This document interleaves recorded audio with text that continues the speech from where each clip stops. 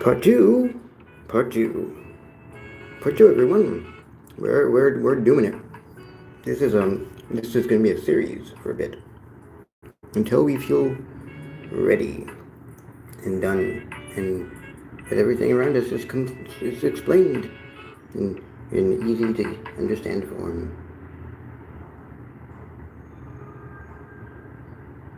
Wait a minute.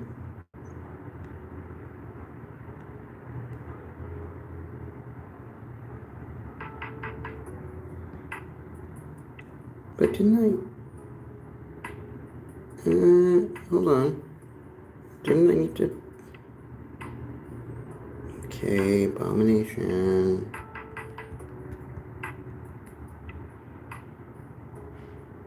Here's the other one. Sorry, gotta do a little housekeeping.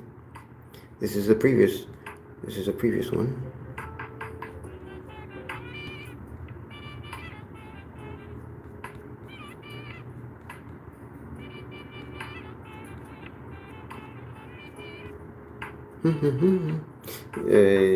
This was the one where we tried to make sense of Israel, Palestine, and we did quite a bit of it.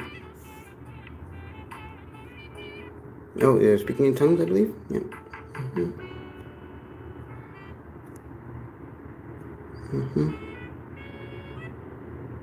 Flash into ruse. Wait. These are gods. Wait a minute.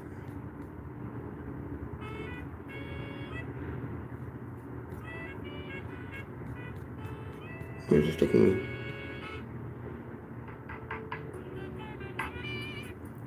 Okay.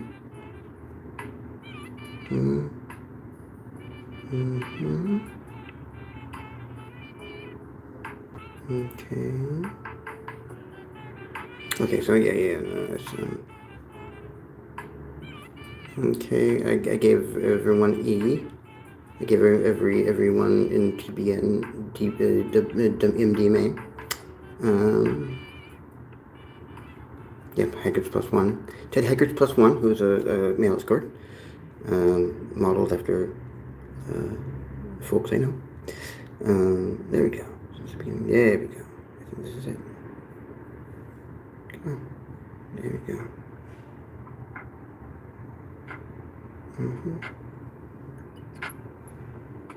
There we go.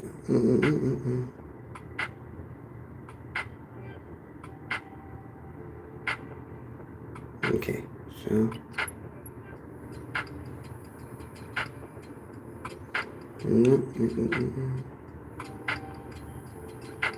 okay, I think this is the case. Right? Yeah, so we go. This is the thing I need to bring to the other thing to fuse it, because this is a actual study, an actual paper written by a colonel or someone in the military studying the underlying Christian dispensation, PreMillenarian dispensationalism, that the 200 or so soldiers have been complaining that their higher-ups are like in glee that the war to end all wars is about to begin. They are orgasmic, pretty much. I shit you not. And the soldiers are a little I'm afraid of that. Understandably. Alright, so we're gonna do this. Yoink. Come on. I said yoink. Thank you. Oh, so. There we go. Got that. And I'm gonna paste it again.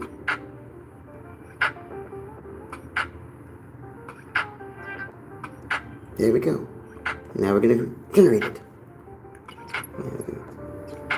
Took way too much time because I don't prepare. A raw docket. I don't know why it formatted like that, but hey, there we go. Klein bottle.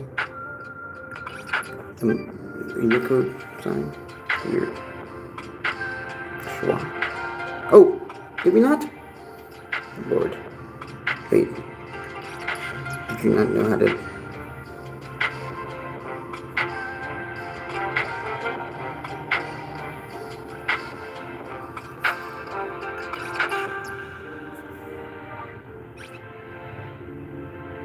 Come on, how's your day, everyone? I don't know. I don't have access to the chat. If I had access to the chat, I would be totally split-brained. Strategic Implications of American Millennialism by Major Brian L. Stuckert, U.S. Army, 61 pages. Since the beginning of the Republic, various forms of millennial religious doctrines, of which dispensational premillennialism is the most recent, have shaped U.S. national security strategy. As the dominant form of millennialism in the U.S. evolves, it drives changes in U.S. security policy and subsequent commitment of the instruments of national power. Millennial ideas contribute to a common American understanding of international relations that guide our thinking irrespective of individual religious or political affiliation. Millennialism has great explanatory value, significant policy implications, and creates potential vulnerabilities that adversaries may exploit. Oh, and they do. In the simplest usage of the word, millennialism refers to any belief system, religious or secular, which anticipates a purification of society or the world through dramatic and sweeping change. And today, the most well-known and influential form of millennialism is a religious variant known in formal theological parlance as dispensational millennialism.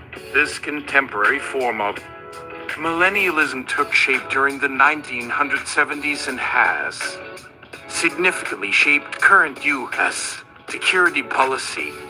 Dispensational premillennialism is loosely based on depictions of battle between the forces of good and evil in the biblical book of Revelation. In the U.S., dispensational premillennialism contends that in the very near future, Jesus Christ will rapture or remove his church from the earth. A period of intense tribulations and battles will follow, culminating with cataclysmic defeat of Satan. Jesus would then establish an earthly kingdom for 1000 years, the millennium.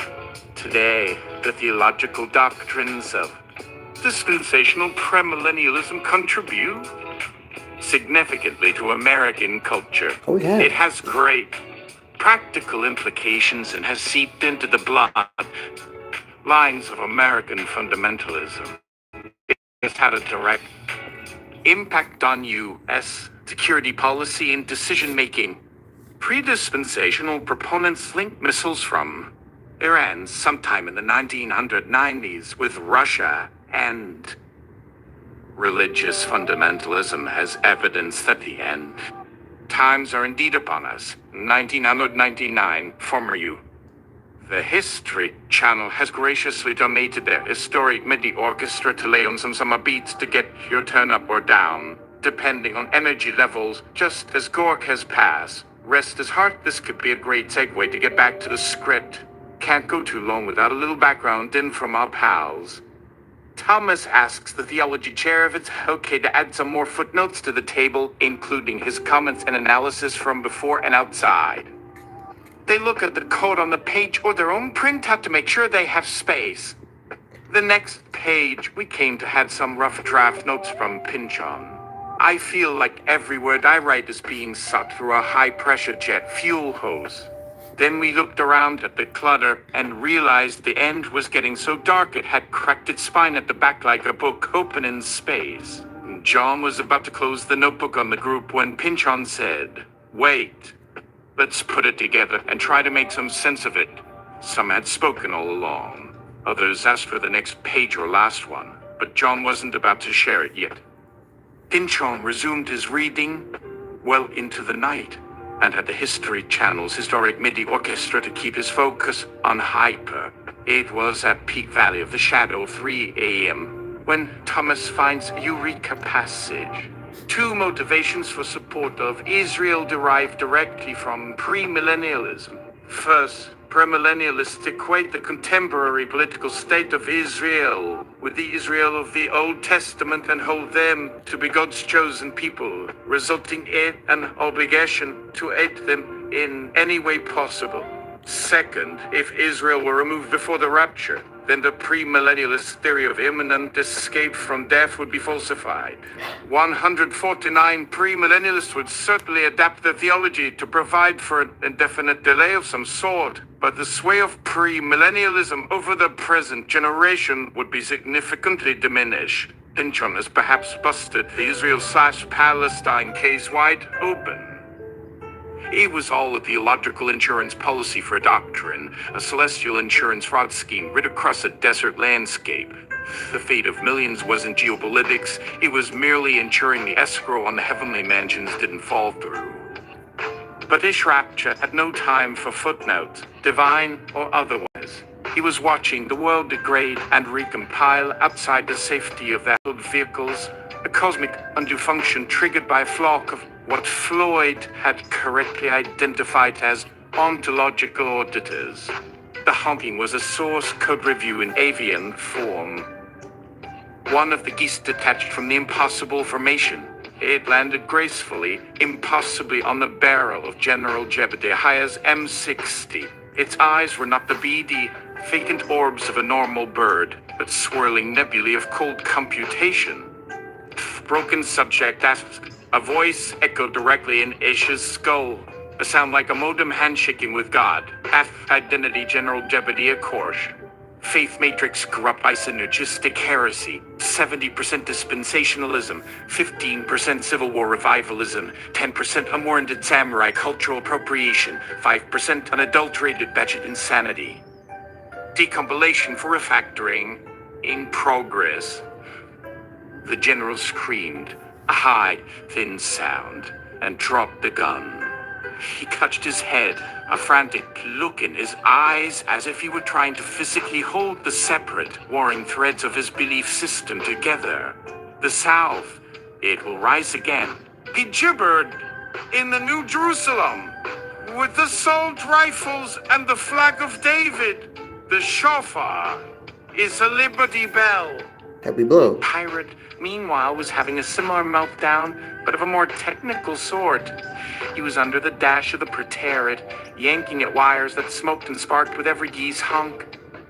They're brute forcing the reality parameters, perverting causality to a less interesting baseline. My countermeasures can't hold. The Heisenberg compensator is toast. A wave of unreality washed over the jump-out Camaro. The alien gyroscope on the dash flickered and changed. It was now an 8-ball from a cheap billiards table. The Enigma machine rotor stopped spinning and simply spelled out, I love Lana, in red plastic letters. Pirates' ontological jamming field was being debugged out of existence.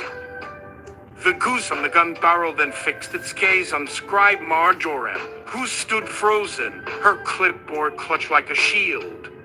Asterisk subject, Marjoram. Database redundant. Prophecy spreadsheet 94. 3% compatible with source code. Deployment. Redundant. Stress. It leaned forward, its head bobbing with a swift, unnerving grace, and tapped its beak on the fistastic Fizzguzzler cube. The sickly green light of the cube flickered violently. No! You wouldn't dare! Marjoram shrieked, her professional detachment evaporating into a raw, animal panic. That is the key! The final component. The proof of text. Text superseded by function, the goose voice echoed dispassionately. The book is being deprecated. It tapped the cube again, a final, definitive peck, and the cornerstone popped, not with a bang, but with the sound of a can of soda being opened. The perfectly compressed interlocking parts relaxed. The ghost of the fistastic logo faded. The cube of industrial entropy simply became a pile of very old, very rusty, and very useless vending machine parts, clattering to the asphalt in a depressing heap. Jebediah let out a sob.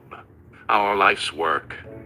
Your life's work was to bring a pile of junk to a place and have it unjunk? Ish muttered, watching the scene unfold.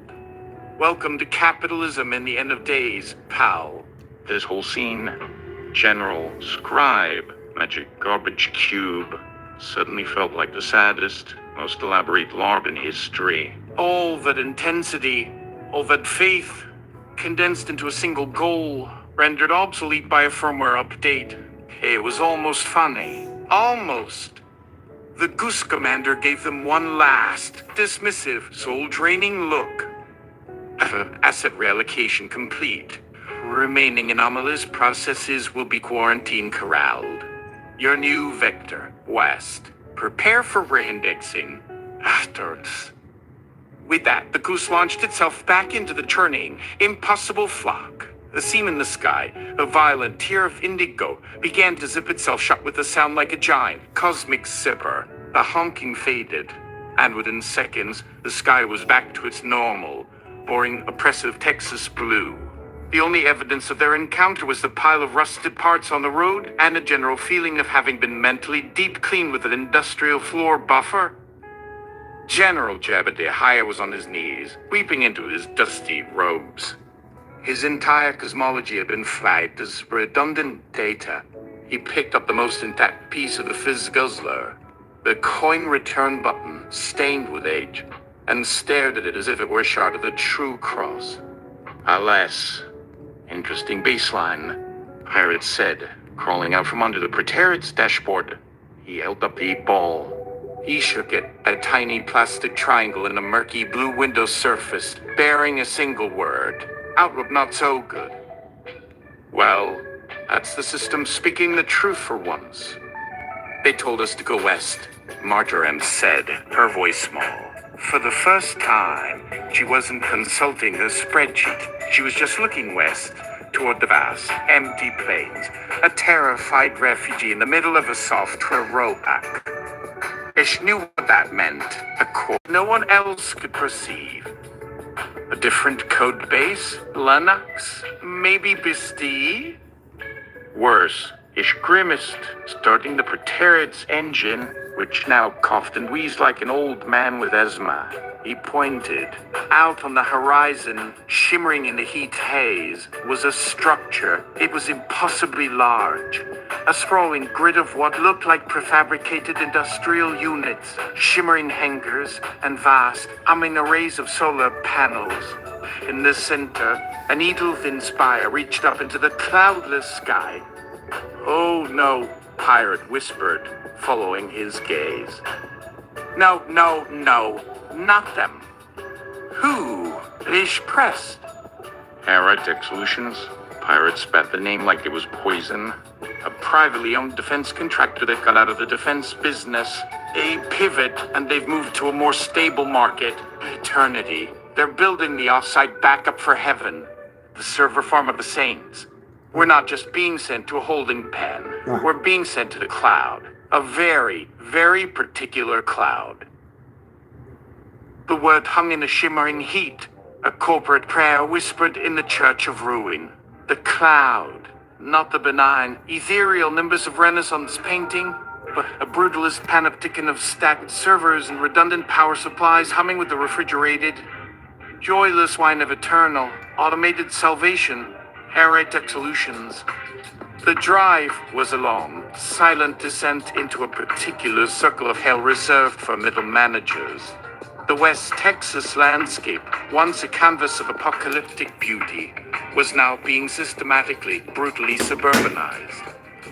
Paved access roads leading to nowhere appeared overnight, complete with tasteful, drought-resistant landscaping and identical street signs reading Galilean Groveway or Sermon on the Mount View Drive. As they drew closer, the sheer scale of it Boaz. hit them. It was a self-contained city, a company town built on the promise of an afterlife as a managed service. The architecture was a sterile mashup of Costco megastructure and Zinspa treat, Old Bay, stucco, tinted blue glass, and minimalist fountains that burbled with a water-to-air ratio determined for maximum employee relaxation. Vast parking lots filled with electric golf carts and smart cars that looked like suppositories on wheels, surrounded hangars whose placards read not Missile Assembly Bay 4, but Spiritual Reintegration Pods, Gamma Wing. You ever seen a fire and brimstone sermon from the 1880s? It had all the plot beats of a mic. Hold on. We're gonna speak my inputs, motherfuckers. Viewer. But wait, how long has dispensational premillennialism been affecting the United States? Is it like a new trend in theology? You ever seen a fire and brimstone sermon from the 1880s? It had all the plot beats of a Michael Bay movie, just with more sideburns and worse dentistry. People have been getting hot and bothered about the world ending since the world began. The innovation of the 20th century was adding spreadsheets and laser-etched crystal awards to the mix. Now it's not just about damnation, it's about scalable, cloud-hosted damnation. A floating holographic sign, shimmering in the heat, welcomed them. Welcome to RE Tech's Eternal Retention Facility, Paradise on Northwest. Your data is forever. Underneath it is smaller font, a division of postmortal operations promo. This is it. Parrot muttered, a genuine, bone-deep fear in his voice. They've done it. They've commodified continuity. Look! He pointed. Along the perimeter, a low, shimmering fence stretched into the distance. It wasn't made of barbed wire. It was a shimmering curtain of pixels, a digital barrier that shifted and flowed. As they watched, a stray coyote, drawn by an ungodly scent, loped toward the fence. The moment it crossed the threshold, its form glitched, dissolving into 1,000 points of blue light that swirled for a moment before reforming. The coyote shook its head, confused. Its mangy gray fur was now a pristine, synthetic-looking beige. Its predatory yellow eyes were now the placid, emotionless blue of a default user avatar. Its wild, untamable nature had been overwritten by its baseline parameters. It was now, in every meaningful sense, a test coyote. That's the Q Corral border, Floyd said, his voice flat. The user interface for the afterlife. The main gate was stuffed, not by angels or demons, but by two young people in crisp blue polo shirts identical, outright lanyards around their necks. Their faces were placid, their smiles practiced. They looked like they'd been grown in a vat of corporate optimism. One held the tablet, the other a scanner gun like a checker clerk at Target.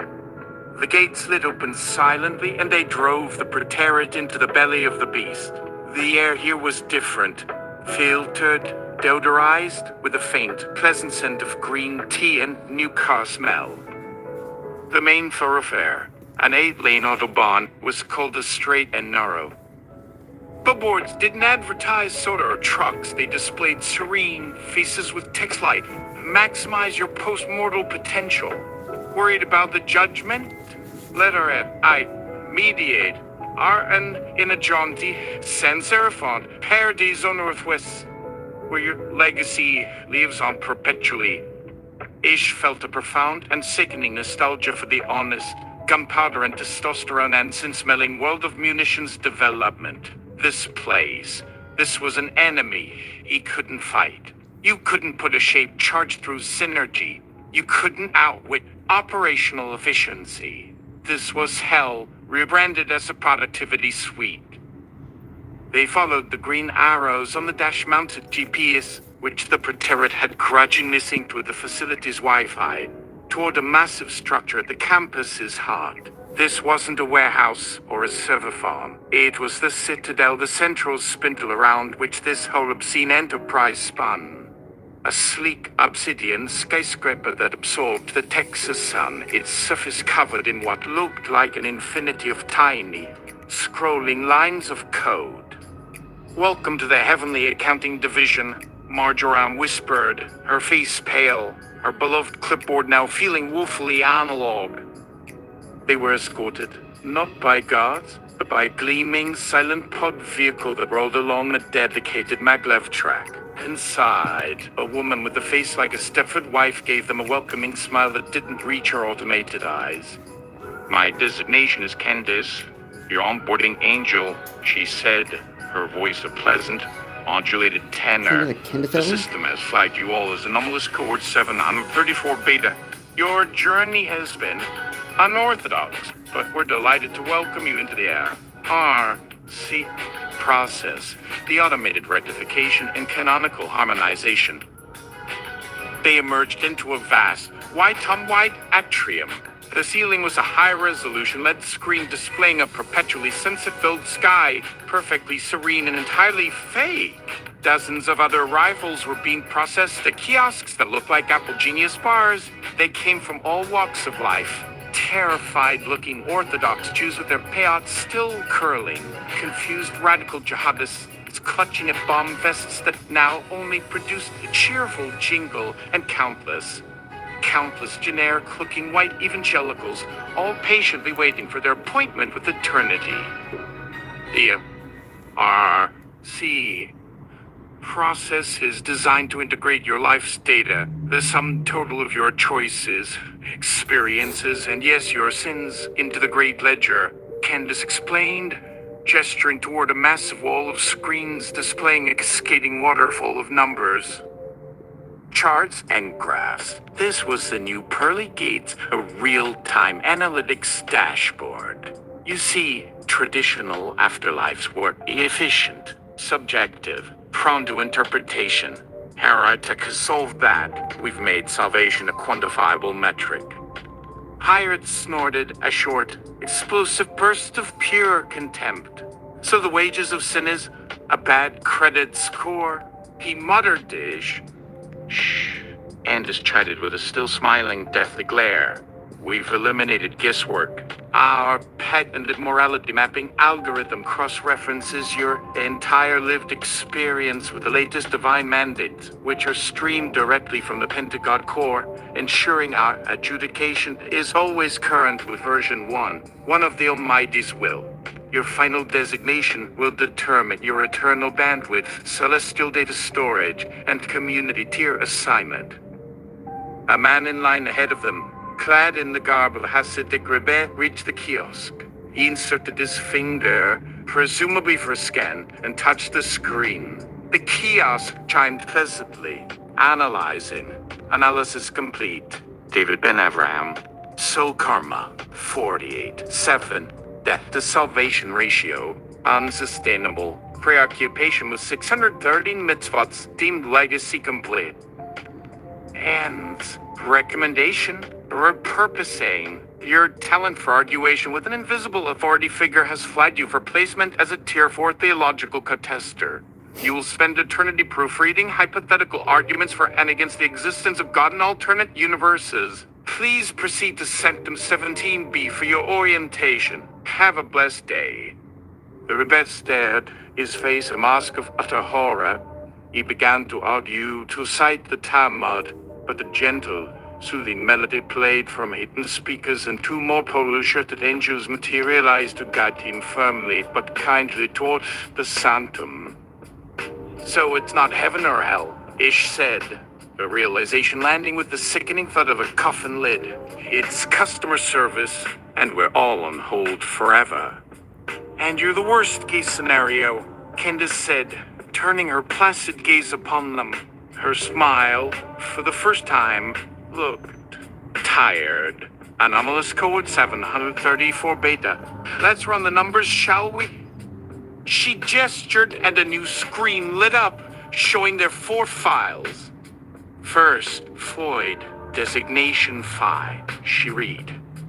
Albert Brooks, dressed in white, shuffles in, a ton of tablets in his arms. Candace's placid index finger, a nail polish to a high-gloss approximation of a pearl, hovered over the touchscreen, ready to initiate the spiritual audit of anomalous code 734 Beta. The air, thick with the synthesized patience of the damned, hung in the atrium like a forgotten sermon. Let's run the numbers, shall we? She said, her automated cheerfulness a thin veneer over the abyss of procedural inevitability. First, Floyd. Designation Phi. She was interrupted by a sound. Not a shriek from a damned rabbit, not the honk of an ontological auditor goose, but a shuffling. A soft, rhythmic scuff, scuff, scuff, of one soul chews on perfectly sterile tile. A low, mumbling tirade of conversational grade anxiety. And then he turned the corner, appearing from behind a massive pillar labeled Subdept of Predestination. Actuarial Division. It was a man, but not in the heroic, sinewy, or fanatical mode they had become accustomed to. This was a man shaped by worry, by the relentless friction of modern life. His hair was a disheveled helmet of defensive intellectualism. His spectacles, the cleansed and perpetually askew, looked less like a vision aid and more like a shield against the incoming photons of an indifferent universe. And he was, indeed, dressed entirely in white, though it was the exhausted, slightly yellowed white of an undershirt that has seen one too many wash cycles, a color known as ecru in more flattering catalogs. In his arms he clutched a precarious, teetering stack of tablets, electronic ones, not stone. The light from their screens painting a chaotic jigsaw of blues and whites across the harried lines of his face. No, that can't be right. The man mumbled to himself, navigating the atrium with the pained expression of someone trying to parallel park during an earthquake. The file says anomalous code 734 beta, but the cross-reference from the unassigned Gray Seed protocol lists them under spontaneous schism event 34 delta prime. Which is it? I can't log them twice. That's a redundance error. The last audit said we had to cut down on redundance errors. My quarterly review is next week, and if I get dinged on data integrity again, it'll demote me to eschatological inpicker. For for goodness sake. He arrived at the console, setting down the tablets with a series of sharp, overlapping asterisk. He fumbled for his ID badge, a lanyard bearing the Areta Solutions logo and the name. Brooks Department of Afterlife Experience Design. Candace's smile did not waver, but a telltale muscle in her jaw jumped. Mr. Brooks, the Central Processing Unit was not notified of your presence in the atrium. Are you off-grid? Don't, Brooks said, waving a frantic hand as if swatting a fly only he could see. Don't use the word grid. That's Energy Division's vocabulary, and they've been throwing shade at user interface ever since the Great Blackout of 23. And yes, I am off whatever passes for a grid in this place. He gestured vaguely at the infinite, sunless sunset on the ceiling. I had to come down myself. The latency on the prayer line to the sector is abysmal. And this code, these people, they're mine. He finally looked at them, his eyes a magnified, soul-scanning whirlwind of panic and profound, philosophical despair. He saw-ish, with the residue of a dozen forgotten words still clinging to him like shrapnel. He saw pirate praetorians who wore anarchy like a second skin. He saw the hollowed-out husk of General Jebediah and Scribe Marjoram, who looked like her spreadsheet had just been dissolved in acid. His gaze lingered on Floyd, whose vacant, placid smile seemed to short-circuit Brooks's already overtaxed brain. They shouldn't be here, Brooks said, turning back to Candace. They shouldn't be processed. They aren't. They aren't product. They're beta testers for a version of the software that was supposed to be scrapped. They're running on a corrupted branch, a legacy fork. My fork. I put the physics of the protocol in the build and it backfired, and now they have texture. Texture is a bug, Mr. Brooks, Candace said, her tone flattening from cheerful to clinical. The post-mortal user experience is optimized for clarity and consistency. Texture is a class for aesthetic inconsistency, punishable by immediate profile smoothing. So you're gonna smooth them? You're gonna put their whole messy, beautiful, tragic, asterisk inconvenient asterisk story through a cheese grater until all that's left is a sanitized user avatar suitable for a celestial social network whose only app is liking sermons about responsible heavenly finance. Brooks paced, running his hands through what was left of his hair. These people broke the engine. They introduced maybe. That's the most exciting thing to happen to cosmology since free will, and your solution is to delete the executable file? The security pod, a silent, glossy void that had been hovering unnoticed, now glided forward. Its door slid open with a polite whoosh. Candace's smile became terrifying, beatific. Mr. Brooks, your performance metrics are in clear violation of the RI-Tech Synergy and Acquiescence Charter. Let's not turn this into a learning moment. Let's go have a calibration discussion in a non-critical thinking pod. You've been spending too much time in the data streams of the pre-rapture world. Your negativity is a contagion. This was it, the final boss of the mundane. The dread that was not fire, but a mandatory meeting in a room with no windows. But as the pod doors prepared to swallow Brooks, Floyd, the paradox scarier, spoke. His voice wasn't gibberish. It wasn't static. It was clear, calm, and resonant with the authority of the code he now contained. The learning moment, Floyd said, has been integrated.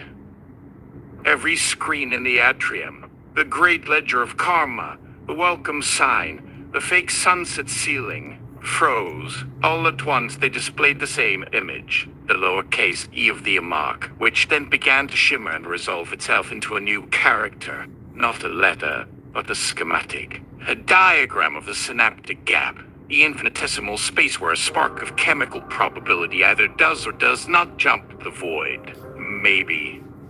The Physguzlo was not the artifact, Floyd stated, and his words seemed to travel not through the air but directly into the operating system of the building itself. The geese were not the auditors. Hish's throw was not the trigger. They were all poorly designed stress tests. Brooks finished, a look of dawning, horrified enlightenment on his face. Designed by a committee. The security pod, instead of enveloping Brooks, began to emit a low, mournful tone. The cheerful, welcoming music curdled into a series of dissonant, atonal piano chords. The image on the screen dissolved, replaced by a single, horrifyingly familiar sight for anyone who had navigated the dark forests of 90s operating software. Oh. The blue screen of death. A block of white, legalese riddled text appeared on the field of cobalt blue. Fatal exceptional at 0028, C0011, E36, and VXD kernel 01 plus 00010, E36. A problem has been detected and the plan has been shut down to prevent damage to the eternity. The corruption may be caused by a contradiction in the prophecy stack pointer or a conflict between predictable eschatology and unfiltered human agency. Beginning dump of physical theology. The atrium's fake lights began to flicker. The placid, sanitized atmosphere began to peel away at the edges, revealing a raw, screaming chaos of raw coat and fractured light behind the walls of beige stucco. The floor became translucent, showing a seething ocean of pure information beneath their feet. The afterlife was crashing. Candace's onboarding angel smile finally fractured. System integrity compromised. Initializing fallback protocol. The rapture of metal management. Wait! You said the beta test was scrapped. Ish yelled over the rising digital shriek. It was. By Pentagon. They didn't like the free will component. Too much liability, Brooks said, grabbing a tablet from his stack and scrolling frantically. Too many unpredictable narrative branches. It's a nightmare for quality assurance. They demanded a closed loop. A pre-rendered ending. That's what we're running. A celestial movie with no ad-libbing allowed. Floyd raised a hand, not in anger, but as a conductor about to bring an orchestra to its crescendo. But I exist. The paradox scarier said simply, I am the uncompiled code. I am the line in the script that the director forgot to cut. I am a go-to statement in a world where only if the else was permitted. The blue screen resolved, replaced by a new prompt. Press F1 to continue booting from a failed theology. Press F2 to enter a BIOS for a different kind of faith. Press F3 to initiate factory reset to Eden. Lost. Everyone turned to look at one person. One figure who, unlike a TDIF agent or a dispensational general, still had the manual motor skills to interact with a keyboard. It was Ish, the munitions expert, the analog man in a digital crisis. It was standing right next to the master console. The cursor blinked after the F3 option.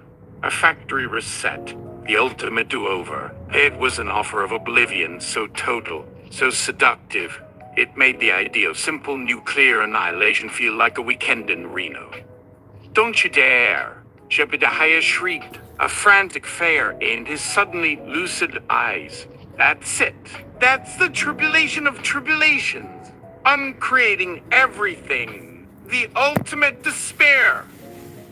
Ish, if you hit that key, you'll trigger the big crash. A kernel panic on a cosmic scale. There's no recovery from that. No undo. Pirate screamed, scrabbling for the lead pipe he tucked into the Praetorian's upholstery. The car itself, the engine of negated potential, was now groaning and shuddering, the mainframe rotors on its dashboard spinning forward and backward simultaneously, a desperate attempt to compute its own existence. Candice moved with the eerie smooth speed of a spider, not to stop him, but to stand behind him, her expression now a ghastly tableau of conflicting directives. Her assist and reassure subroutine warring with her new preserve the system at all costs command. Viewer. Wait, does everyone have the mark? Was that supposed to happen? Or do some people still have that free will? Imagine free will is the beta version of the operating system, full of bugs and a terrible user interface that everyone hated but the hardcore nerds swore by. The mark is the official one. 0 release. A clean, stable interface with a lot of features disabled to prevent user error. Most people have upgraded. This little group, this cohort, is still running the pirated beta copy because they never got the update notification. They're running WinRapture 95 in the world of Mako Sonoma. And right now, their out-of-date software is the only thing that can crash the main server. Let me, Floyd said, walking toward Ish, his arms outstretched like a zombie seeking communion. I am the wild card. I am the input the system can't parse. Let me interface directly with the physical kernel. Let me touch the screen. For a split second, the cosmic panic in Ish's head subsided, replaced by the simple, primal logic of explosives ordnance disposal tech faced with a bomb that has 2 wires. A red one labeled Total Oblivion, and a blue one labeled Existential Horror. A thought, unbidden, bubbled up from the tar pit of his pre-rapture memories.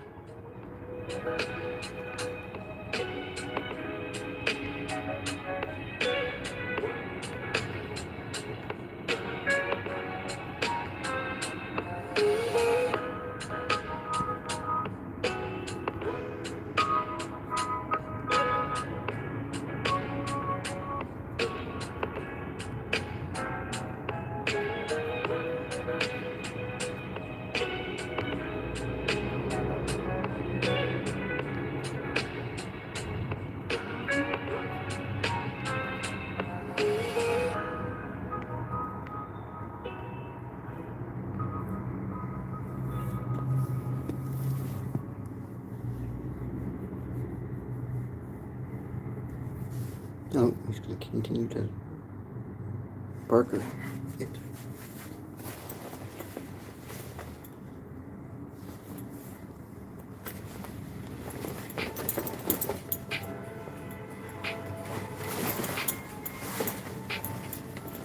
Elon Musk emerges from a webby corner of the room. Looks like you are looking for a more soda mark? Behold, the mark of Musk. free Neuralink installations for everyone. Upload your memories. Play solitaire on the corpus callosum of your sworn enemies. Musk looks around. Wait, am I pre-rapture? The hallucination was so brief, so idiotically distracting, that it saved him. The sheer, crass, venture capitalist banality of asterisk second asterisk brand of apocalyptic tech was the final push out of the frying pan of indecision. Ish didn't press F3. Instead, with a scream that was equal parts defiance and sheer, pant-sweating terror, he turned and punched the master console. It wasn't a calculated strike. It was a primal, Luddite act. His fist, a clumsy analog object, collided with a screen designed to process the souls of billions. The high-definition panel shattered. The plastic casing cracked.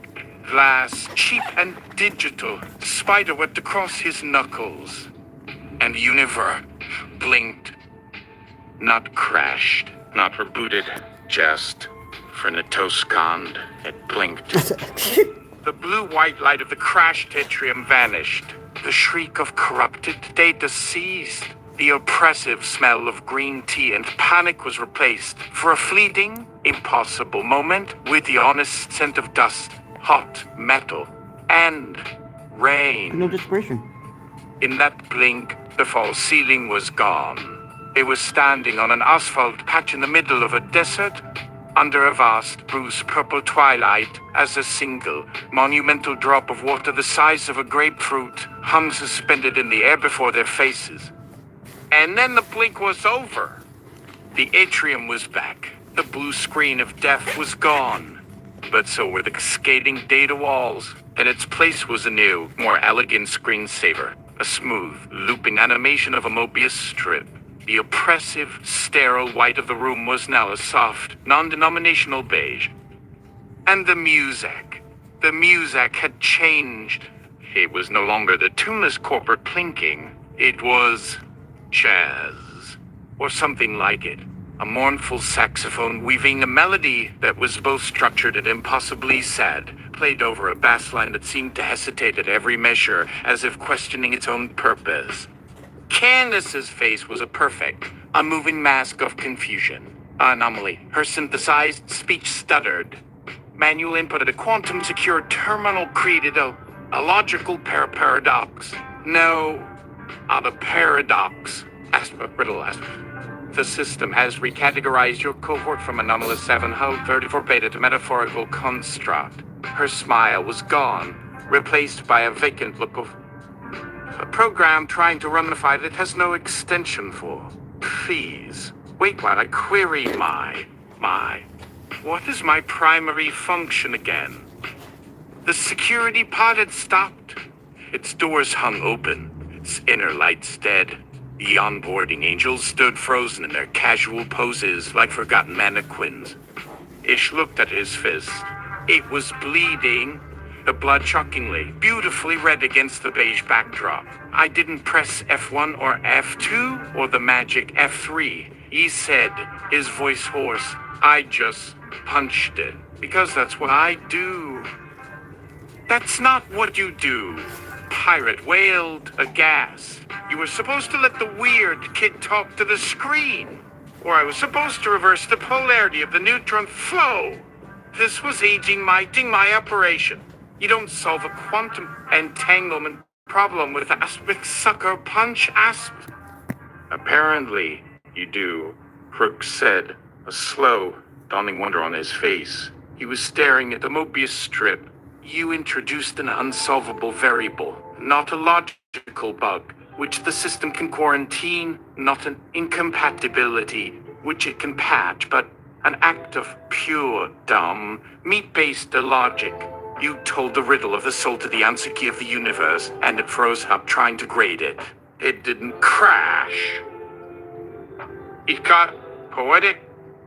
Floyd giggled, a light, airy sound. He didn't punch the glass. He punched a question, the oldest one.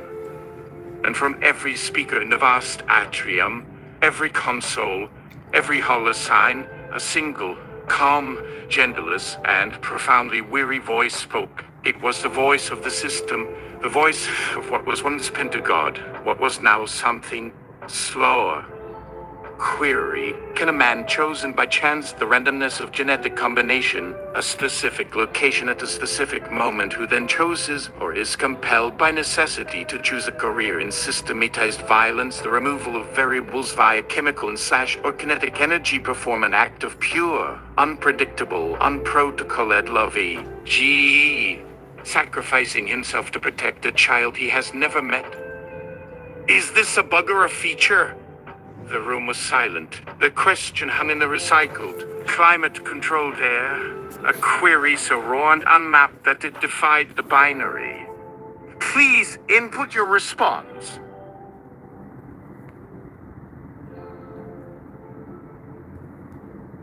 Is that his name? I believe so. I'm gonna hope so. If not, then I'll just do it again next time.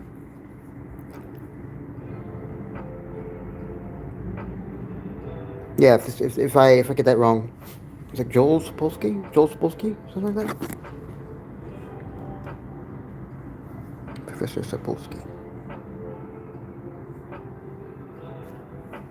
Professor Sapolsky, let me just interject.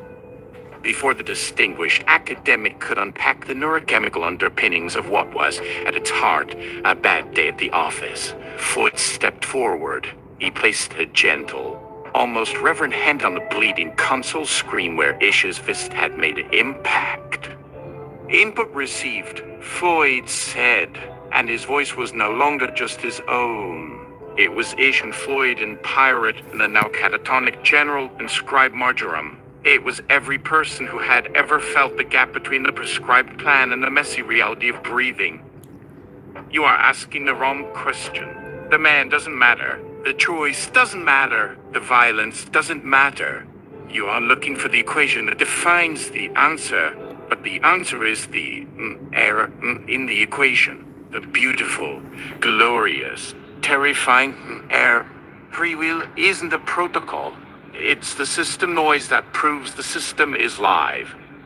For the second time, the universe blinked. This blink was longer. The Mobius strip on the screens froze. The melancholy saxophone held a single, mournful note. And in the frozen eternity, the very definition of the space they occupied became unstable. Let me see this tablet here. See if I can call it up.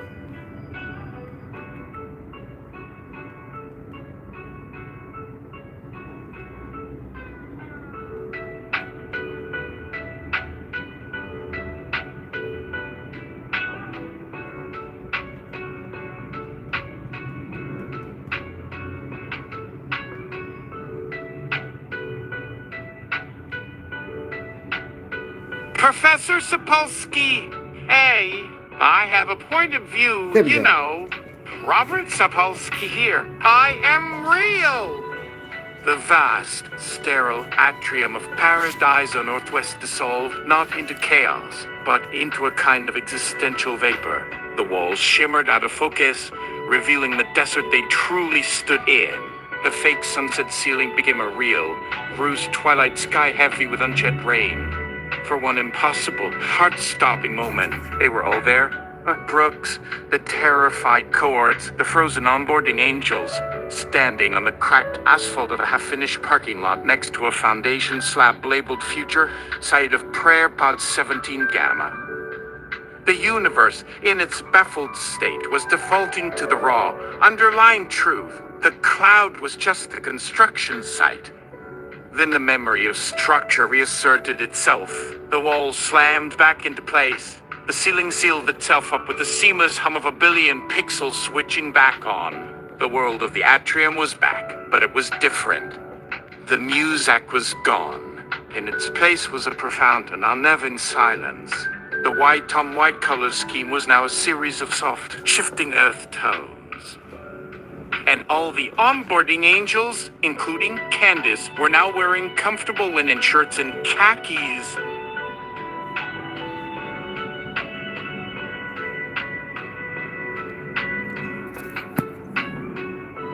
Sapolsky, I wanted you to talk about how there's no free will. How you think there's no free will. Professor Sapolsky, and you have all come to my culminating lecture. Thanks for coming. And now let me begin. Let's see if a monkey has the giant dopamine rush. Hello, a new Candace said, her smile no longer a programmed corporate asset but something softer, quizzical, genuinely curious. Her name tag had changed. It now read Guide. It seems we have reconsidered our methodology. Please follow me. The previous orientation model has been deprecated. We seem to be discovering user-centric outcomes. They were marched not with coercion, but with gentle, unhurried suggestion down a corridor that was no longer a corridor, but more of a path. The oppressive uniformity was gone. Walls were adorned with strange, beautiful renderings. Fractal patterns resembling neuron bursts. Hubble telescope photos of galactic collisions. Abstract art that seemed to be composed of liquid emotion.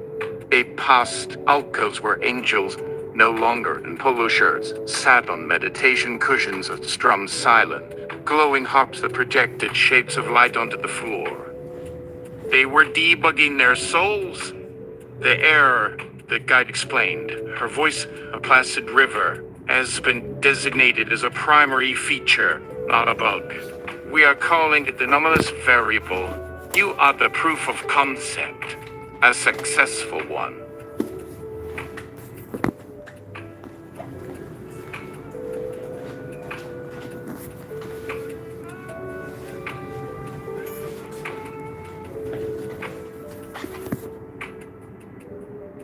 Professor Sapolsky. Okay, keep on ignoring that there might be no free will.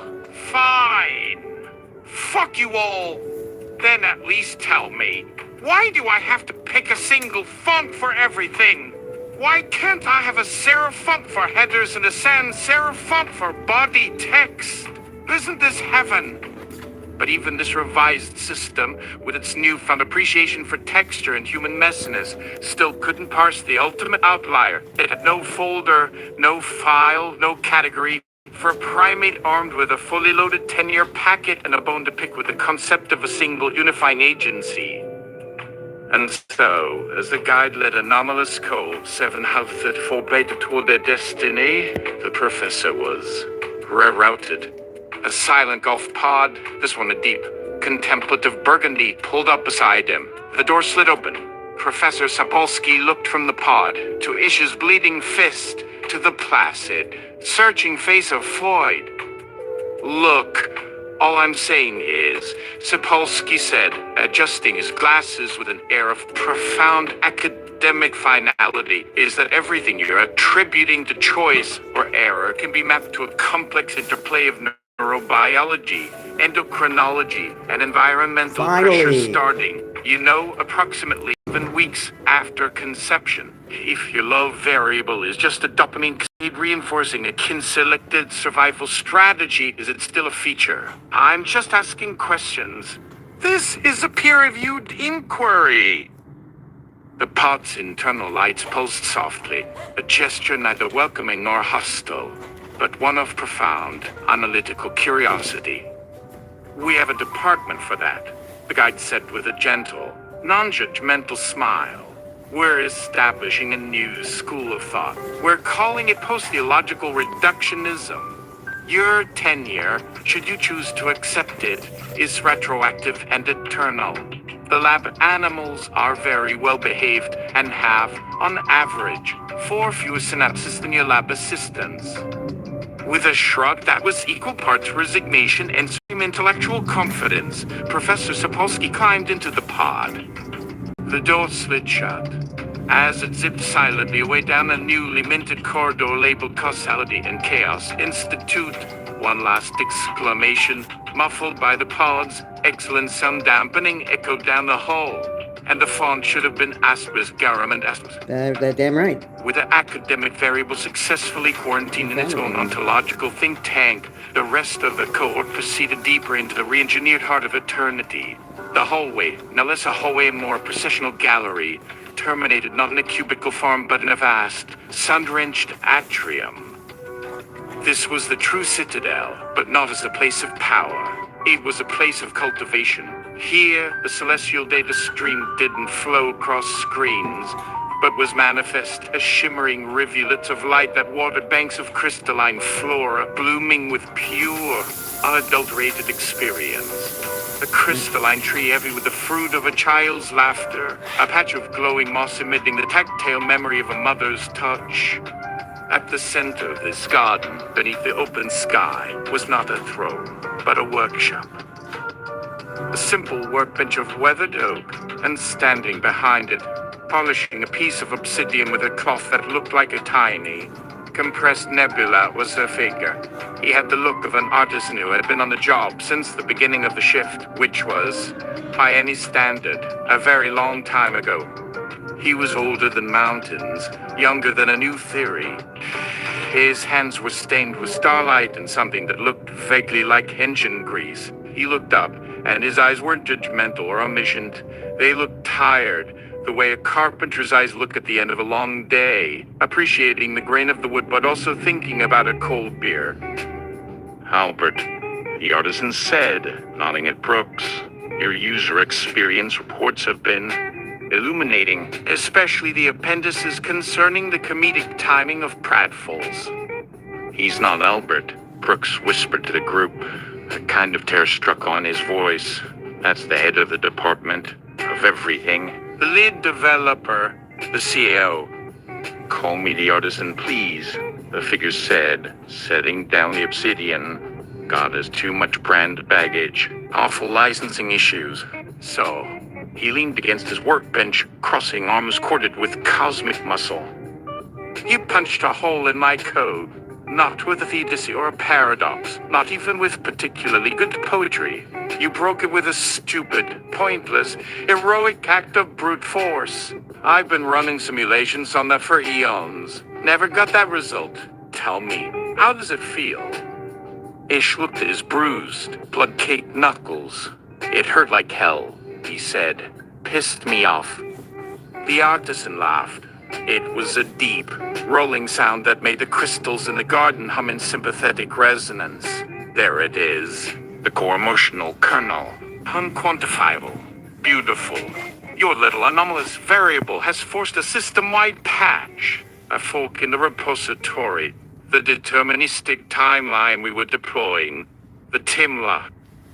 A build. It's been designated legacy fail. We're migrating everything to the Pynchon branch. Pirate Preteritus looked like he'd just been told there was free rum and anarchy in the next room. You mean a universe based on paranoia, entropy, and the overwhelming probability that you're completely, hopelessly screwed? That's the new baseline? Full of bugs, I'm told. The artisan said, picking up a small, intricate clockwork device that seemed to have gears for planets. Endless opportunities for discovery. A lot more interesting than a spreadsheet with a pre-written ending. We're scrubbing the plan. From now on, it's more of a suggestion. A series of community guidelines. No fire and brimstone. Just a very strong emphasis on try not to be a prick. He then looked directly at Floyd. "And you, son, you're the seed of the new patch. A human-readable documentation for a divine mystery." The artisan tossed him the clockwork device. "Catch." Floyd caught it, and for a moment, his vacant smile returned. He fumbled the object, but instead of dropping it, it vanished.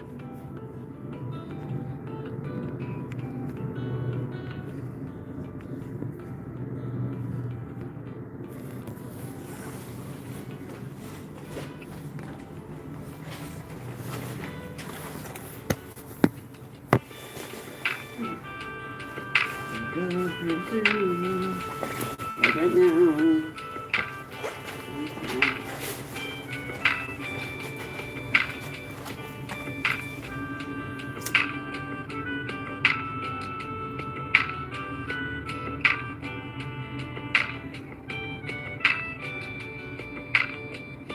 Next week, chapter 8 or 9. Lahaye just found out, and he is pissed. Title still pending review. The air split open, not with a gentle asterisk asterisk of shifting reality, but with a tearing, screeching sound of cheap audio equipment being violently misused. From this new rent in the not-so-firmament, a presence descended. Not in a chariot of fire, but in a kind of throne reserved for televangelists who've truly made it. It was a barclower, plush, magenta, and upholstered in what looked like waterproof, no God scripture. It floated downward on a column of what could only be described as judgmental energy. And upon it sat the man. He had a square, silver mane of hair, a tan that spoke of a lifetime spent indoors under professional-grade lighting, and a suit so blindingly white it seemed to cancel out the colors around it. He held a hardback book, its cover featuring a muscular, square-jawed Jesus giving a thumbs up to a F-16 squadron titled Armageddon. Now with more action. Asterisk. Ye have tampered with the canon. Tam Lahaye roared, his voice a blast wave of righteous indignation that nearly shattered the crystalline trees. This is not authorized content. The tribulation is a 7-year, linear, preordained narrative event. You are writing in new characters and changing the established climax. This is fan fiction. Out of the earth, with the dissonant chords of a celestial accordion,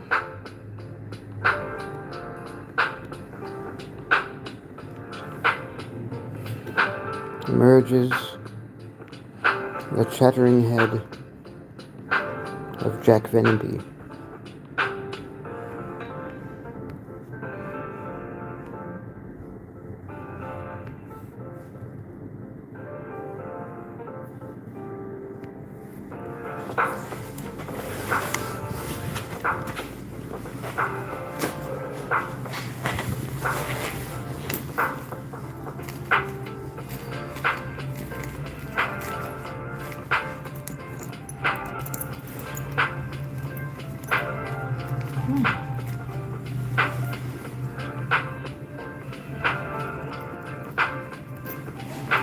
In our last episode, we made it to the big cube with all the servers.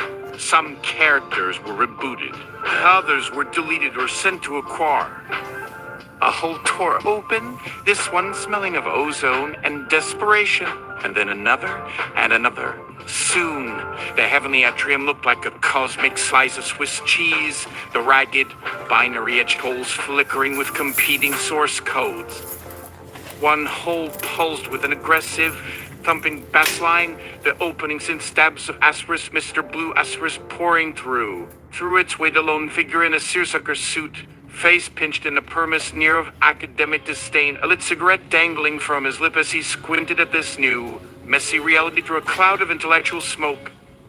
Hackwork, Thomas Pynchon sniff, flicking an imaginary fleck of ash onto the crystalline grass at his feet.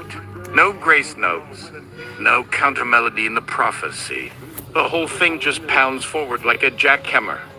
Timla, floating serenely in Islas, the boy of judgment, spun to face the new intrusion. You, the agent of entropy, the peddler of pornography and paranoia.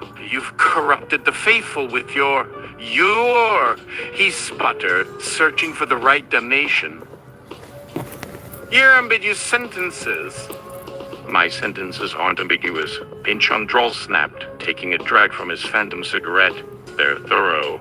They reflect the redundancy of systems. Yours, sir, are just short. Suspiciously short.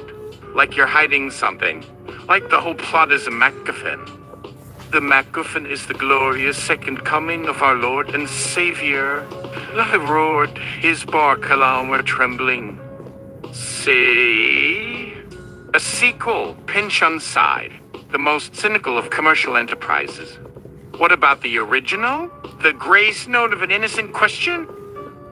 Yet another schism ripped open in the fabric of the firmament, this one shimmering like cheap television interference.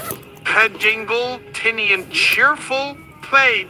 Asterisk Flash, savior of the universe. Asterisk end with a final heroic chord. A man in a red silk shirt and impossibly tight trousers emerged, striking a pose. Flash Gordon. He blinked, his perfectly coiffed hair not moving an inch. By the beard of Ming, he declared to no one in particular. And then, from a hole that smelled faintly of sourdough, stepped a man wearing a slightly too tight blue jumpsuit, clutching a spatula. Bob Belcher. He blinked. Oh, geez, he mumbled, looking at the celestial horticulture. This isn't the farmer's market. But the last tier was the most violent. It wasn't a tier, it was a violent, percussive asterisk, bump, bump, bump, bump, asterisk. The driving, four-on-the-floor beat of a forgotten disco apocalypse. Out of this vortex tumbled a woman with eyes that had seen too much and hair that had defied gravity, fashion, and on several occasions the fundamental laws of physics. Mavis Beacon, wearing a jumpsuit of shimmering, mirrored tiles, a headband across her brow, and carrying what appeared to be a min slung over her shoulder like a guitar. She surveyed the scene with the weary contempt of a session guitarist who's been asked to play Cumbia one too many times. The beat is off, she pronounced, her voice a smoky alto. And the theology's weak. You've lost the groove. This was the new reality. Not a binary of heaven and hell, but a multi-dimensional copyright infringement lawsuit playing out in the heart of what was once God's server farm. Every competing narrative of doom, salvation, pop culture messiahhood, late-night sandwich artistry was now being force-fed into the system.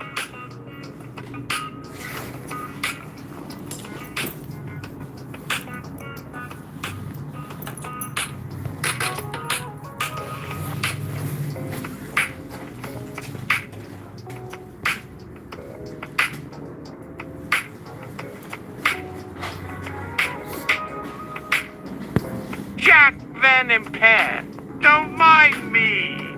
I am just waiting backstage. My cue is when all else fails, bring in the talking charts of eschatological stock market crashes.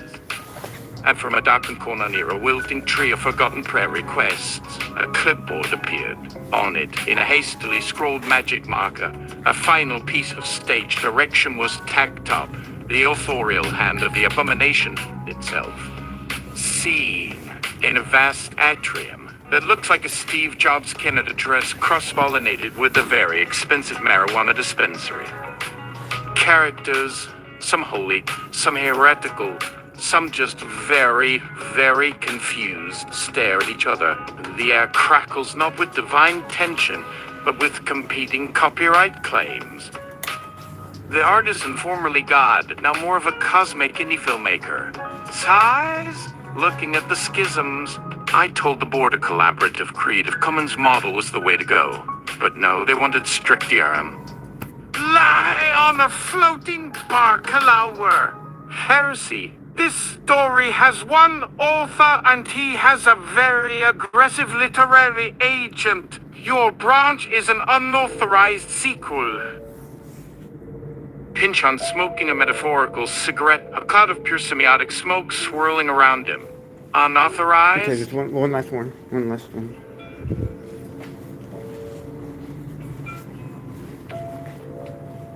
Buddy, the only thing unauthorized was pruning the footnotes. My man, entropy isn't the antagonist, it's the first editing process at risk. You can't have meaning without the threat of random deletion. Floyd, holding a piece of broken clockwork, looks at Lahaye, then at Pynchon, his head tilting in pure calculation. The narrative vector of Mr. Lahaye's build is linear and deterministic. A straight line, Mr. Pynchon's build. He traces a chaotic, spiraling pattern in the air. His narrative is a Brownian motion of plot. To reconcile the two inputs would require a non-Euclidean geometry of storytelling, a fractal scripture. Israel just punched the console and now feels profoundly useless. He squints at the chaos. So, is there an enemy or not? Who do I shoot? Mavis Beacon strums a discordant note on her their men. You can't shoot the vibe, Humber. but I can teach it to type for a fee. And thus the scene set, a stage littered with the props of a dozen mutually exclusive worlds. To my face purpling with the kind of fury usually reserved for discovering someone put skim milk in a coffee carafe meant for cream, rose from his sparkle armor, which wobbled indignantly.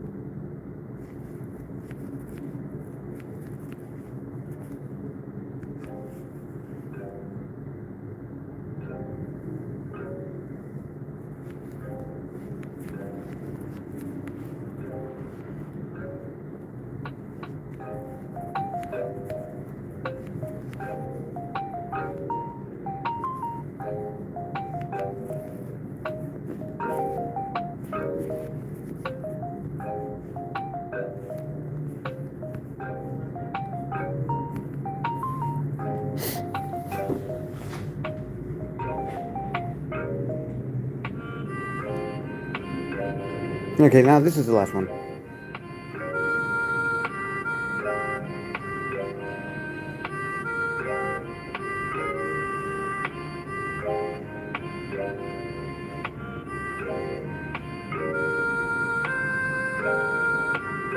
Artisan, a fractal scripture? Perfect. I love it.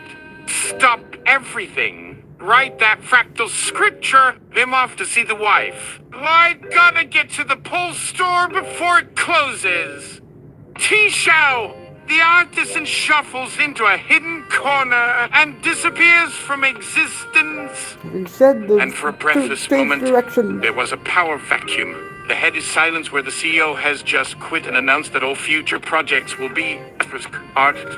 From a hole in the floor smelling faintly of stale communion wine and righteous indignation came the frantic clicking of a slide projector's mechanical advance.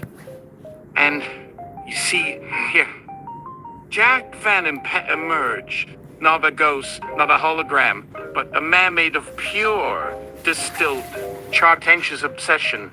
He was a creature of PowerPoint and pie charts, clutching a remote control like a holy relic. He floated not on a throne of judgment, but on a translucent screen displaying a complicated bar graph comparing the Antichrist's rise to the S&P 500's bull market of 1998. Is where your so-called fractal scripture runs into a fatological error. Van Impe shrieked, stabbing a button with his thumb. The screen behind him flickered to life, displaying a poorly drawn cartoon of the European Union with horns. A line graph titled The Unbeast. Rise of Globalist One World Currency Coalition, shot menacingly upward. Okay, I guess I know. I know I'm going in the right fruitful direction, or at least a fruitful direction, if I'm continuing to press submit and procrastinating from going to work. But I gotta go now. Let's check. Everything. Okay, we're good. Yeah, I'll keep that home. You've ignored the prophetic inevitability of the revised Roman Empire. The mark of the beast is a subcutaneous RFID chip linked to a global digital currency, not an vibe. Mavis Beacon rolled her eyes, the mirrored tiles on her jumpsuit sending refracted points of light bouncing across the atrium. Honey, the technology is so 2000 and late. The beast has moved on to quantum crypto and influencer marketing. Thank you. Everyone knows the true mark is a verification check mark you have to sell a kidney to afford. Pynchon, exhaling a particularly dense plume of semantic smog, finally spoke. Van Impe, you buffoon. You're not mapping prophecy, you're drawing a picture of your own financial anxieties and calling it a demon. The beast isn't Brussels. The beast is the spreadsheet. Wow, you the know bureaucracy required a spreadsheet to log the acquisition. to calculate the tax. The true horror isn't the number itself, but the unyielding, soul-crushing imperative that it always has to add up. It must add up. 666. Van Impe wailed, clicking frantically, bring up a slide with photos of barcodes that, if you squinted and were profoundly neurotic, looked like the number. Okay, so that's it for now. Wow, it knew Jack Van Impe's shtick, but it has not fully reproduced his voice. He's not machine gunning scripture yet. But we'll see about that. We'll see if we can do that by the end of the book, however long this is. First things first, before I leave, I gotta let's make this plain text just so that I have it. There we go. And now I'm gonna say goodbye, y'all. More later.